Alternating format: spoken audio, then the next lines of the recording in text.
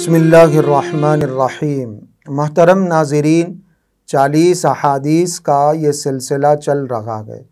18ویں حدیث ہے، حضرت عبداللہ بن عمر رضی اللہ عنہ سے منقول ہے، لعن رسول اللہ صلی اللہ علیہ وسلم الراشی والمرتشی۔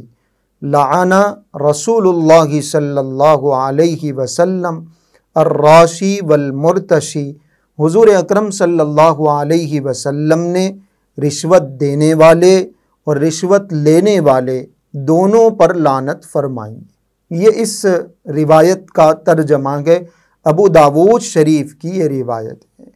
اپنے کسی کام کو، اپنے کسی مقصد کو پورا کروانے کے لیے کسی کو اگر کوئی ہدیہ دیا جائے، تحفہ دیا جائے، نذرانہ دیا جائے تو اس کو رشوت کہا جاتا ہے۔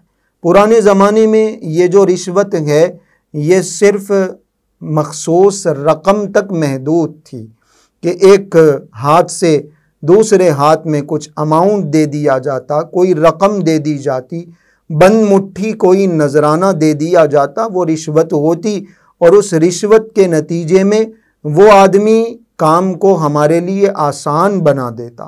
جو کام ہمارے لیے ناممکن تھا، جو کام ہمارے لیے نہیں ہو سکتا تھا، وہ کام سامنے والا آسانی سے ہمارے دیے ہوئے پیسوں کی وجہ سے ہماری رشوت کھا کر دیا کر۔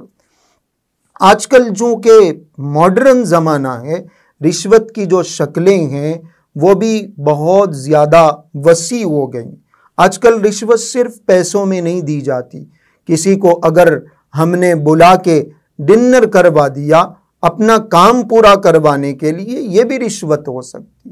آج کل رشوت دینے کا طریقہ یہ بھی ہے، جو رائل لوگ ہوتے ہیں، جو بڑے بڑے کام کروانا چاہتے ہیں، وہ کسی منسٹر کو، کسی لیڈر کو کوئی فلیٹ گفٹ کر دیتے ہیں، کوئی بہت بڑی گاڑی گفٹ کر دی جاتی ہے، فرنیچر تحفے میں دے دیا جاتا ہے، کہیں فورن ٹور کا کوئی ٹکٹ ان کے نام پر دے دیا جاتا ہے۔ یہ ساری شکلیں رشوت کی ہیں۔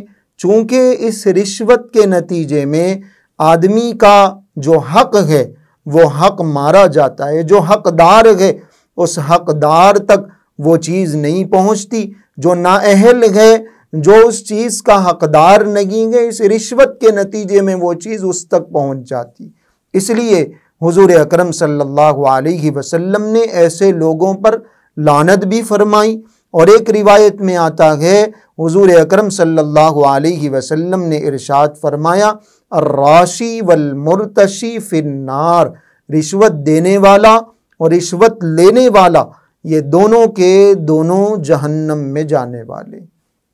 اتنی سخت وعید حضور اکرم صلی اللہ علیہ وسلم نے بیان فرمایا۔ اس لیے یہ جو رشوت کے معاملات ہیں، جس کو کرپشن کہا جاتا ہے، اور آج کوئی ڈپارٹمنٹ اس کرپشن کے خطرناکیوں سے، اس کی ہولناکیوں سے، ان برائیوں سے پاک نہیں ہے۔ ہر جگہ رشوت ہے، ہر چھوٹے موٹے کام کو کرنے کے لیے پیسے لیے جاتے ہیں، رشوت لی جاتی ہے۔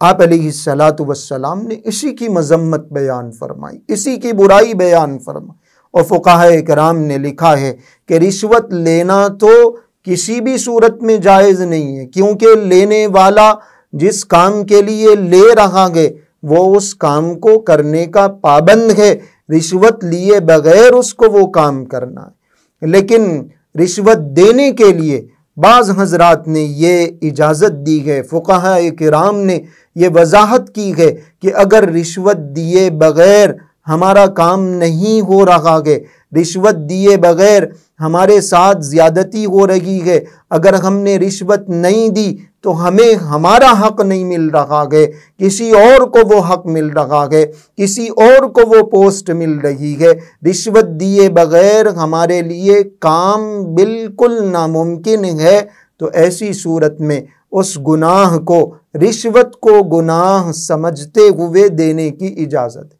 لیکن لینے کی اجازت کہیں نہیں ہے۔ لینے والے کے لیے بالکل کوئی عذر نہیں، دینے والے کے لیے کہیں کہیں کوئی عذر پیش آ سکتا ہے، اس کے لیے اجازت ہے، کسی اور کے لیے اجازت نہیں ہے۔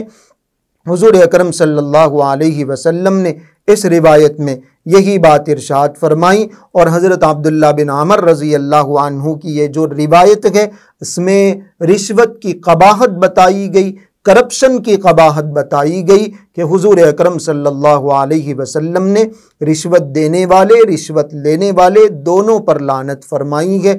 اللہ پاک ہم سب کی حفاظت فرمائے۔